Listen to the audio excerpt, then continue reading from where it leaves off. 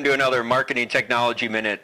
Today we're here with Sean Royer to talk about MOOCs, or Massively Open Online Courses, a hot new trend in the online industry. Absolutely. Changing, forever potentially changing the face of American higher education, worldwide higher education for that matter. For folks, Sean, who might not be familiar with this trend, let me give a little background and then we'll go from there. Absolutely. Last spring, Harvard and MIT invested $60 million in rolling out a number of their courses for online learning for free. Anybody in the world can log in and set up an account and enjoy the courses for free, take the whole courses. In another development, a couple big companies were formed, Coursera and Udacity, with backing from some top professors at elite universities like Stanford and Berkeley to do the same thing.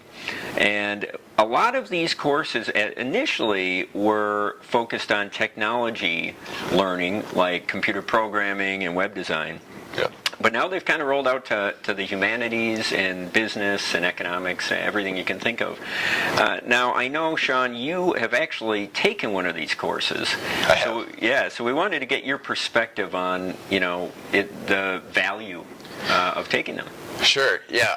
I'm taking a course right now through Stanford University. It's a technology entrepreneurship course, and there's a lot of really interesting things that are happening within the course. Okay. First of all, you have an array of different people that are taking it. Some that have very high education that are coming back to further their development in that certain field, and then you have students that are currently within the university and elsewhere that are taking the course, and then you have people that are coming to audit the course to see what it's all about, kind of chiming in to see what all the buzz is with the free courses. So it's rather interesting. I've gotten a lot of value out of it. It is an intense course. Well, that's what fascinates me, is you've got presumably professors from, Stanford are the best in the world. Yeah, absolutely. And yet you've got anybody on earth can partake in this, right? Yeah, it's, I'm taking this course with students that are paying at Stanford thousands of dollars. $70,000 to go there every year, probably. Right, exactly. So in one sense, it might seem unfair for the kids that are having to pay for it. And what I particularly thought was interesting with this is at the end of the course, they will send some kind of a certificate saying that I've completed the course with a grade, that if in the future I was to pursue a master's degree, that I'd be able to use this as a credit towards. See, and I think that's the key right here is one of the questions is, with the proliferation of these courses, how do we credit them? What's the accreditation look like? And a lot of these courses are creating their own accreditations that can be used within the university, like Stanford in this case, but then the more elite universities that sign up for this, for example, Coursera now has scores of elite universities offering courses. Won't this kind of become a new recognized way of accrediting people? I mean, other than the traditional degree. I would have to say it is going to become that way. The way it gets treated with universities, if you were to go and apply for your master's, is it's prior learning credits. Sure. So, if you have somebody in an organization that goes off and takes one of these courses, they're absorbing that information, and they're just as valuable as somebody that takes them at the major universities and accredited. Exactly. And, as a side note, I got a master's degree the old school way, and most of my time spent was learning by myself. Yep. And really, at the end of the day, I've actually taken one of these courses from Harvard Extension, a computer science course, and I found that there's more interaction with the professors and with the other students online than there was with me when I was in my master's degree course. Absolutely. And another thing that I found quite fascinating with this is there are people from all over the world, and they are, different skill sets, different levels, and you come together and you're almost collaborating a lot more. You're networking, you're collaborating, and you're taking some knowledge from what they have instilled. We have a lot of group classes and group assignments that we've worked on, and I'm really starting to see that as a really powerful tool to getting to know people within these classes. And that's a great segue to how can small businesses use these massive open online courses to better their own business profile, and knowledge base. Sure. I mean, the main reason that I'm taking this right now is to better my skill set so that I can, promote what I've learned within our organization. So that's the first one, I think, is really bettering a skill set of your employees or yourself as a business owner. And that's what's exciting about it, I think, because I know you've instituted, a lot of us are taking these courses in an area, if we have a graphic designer, they're taking a new HTML5 class they may have never taken, etc. So they're constantly improving their skill set at no cost, at most a cost of whatever you're paying that employee per hour, which is much cheaper than sending them to a college to get their degree. Absolutely, and a lot of these classes are progressive in the fact that you're learning from the professor, but you're also learning from the students that may have this higher skill set, in some cases maybe even more than the professor, right. A little bit. But it helps the organization, absolutely, for the HTML and programming, and for the other courses.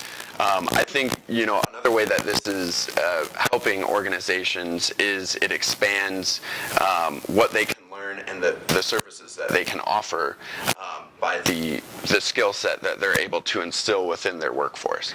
So sorry, go ahead.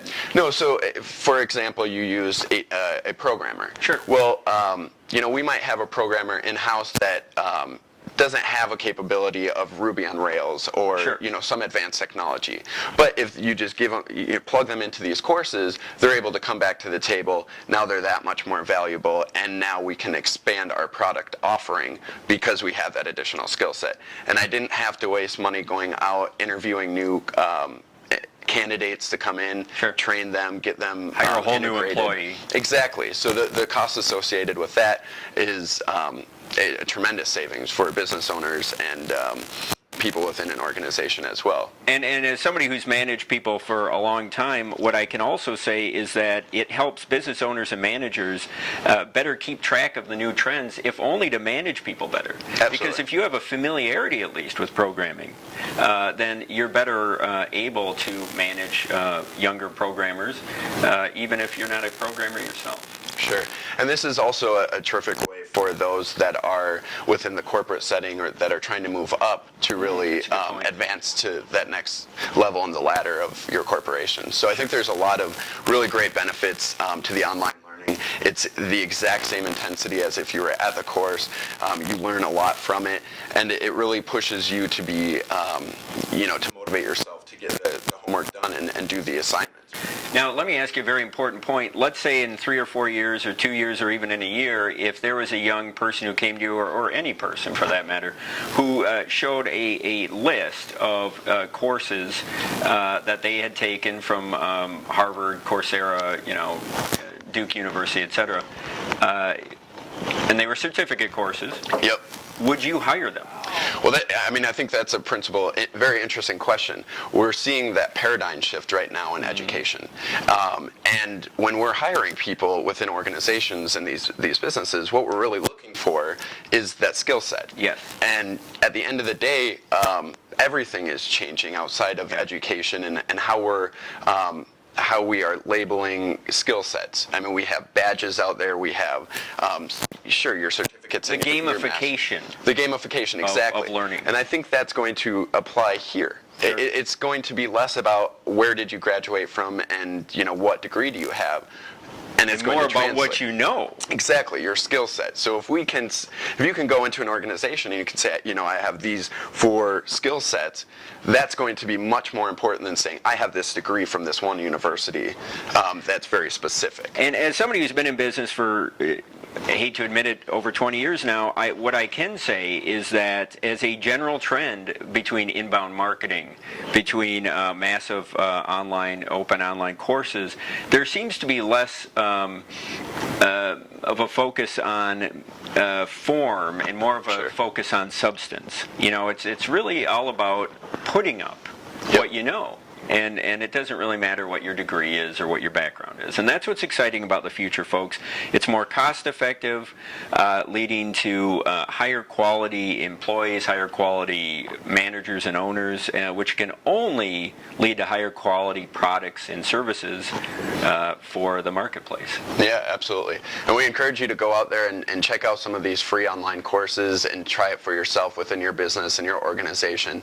And let us know what value you found within the courses, and how you applied it towards your own business. I think that's great advice. You've got Udacity, UDACITY, Coursera, COURS, course, and then RA, and then edX, straight up right there. So between those three, I think there are a lot of awesome courses. Yeah. Well, I tell you what, Sean, thanks for joining us this week. It's been a fun conversation. Well, thank you. We've really appreciated your insight.